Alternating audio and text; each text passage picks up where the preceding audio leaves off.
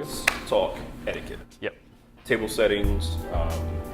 Why is it important? Are there different table settings for different occasions? Formal, casual?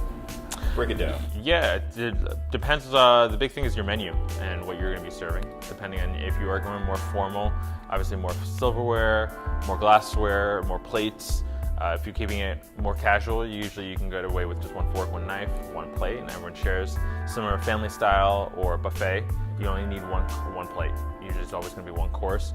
With more formal, multi-course dinner, you're going to have more pieces to the puzzle.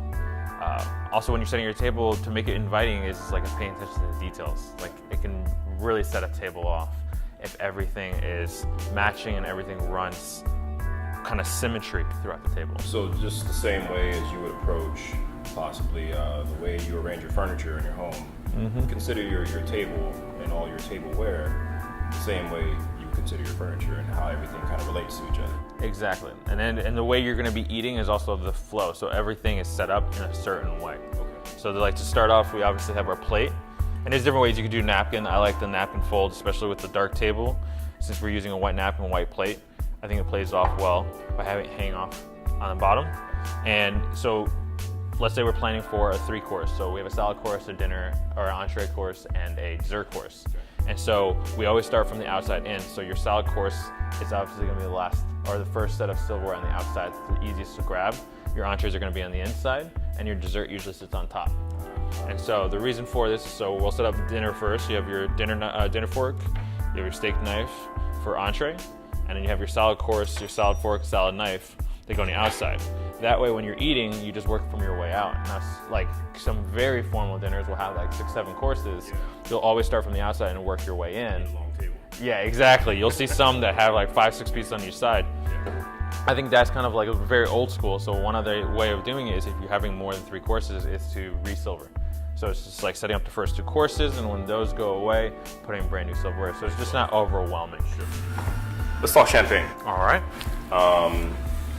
Everybody's familiar with opening up a bottle of champagne, parties, celebratory events, but there's a decorum to opening up champagne as well. And everybody knows this.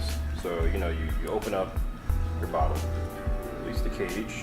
Always have that thumb on. Always got to secure it. You never know. Woo! All right.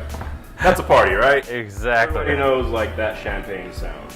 But I think what a lot of people don't realize is that, if you're in a restaurant, or let's say if you're in a, kind of a more formal dinner setting, you don't really want to pop a bottle all the time. So the actual way to really open a bottle of champagne is to release the pressure from the cork with making as little sound as possible. And while applying a little pressure down on the cork, slowly twist, and you'll feel it come out.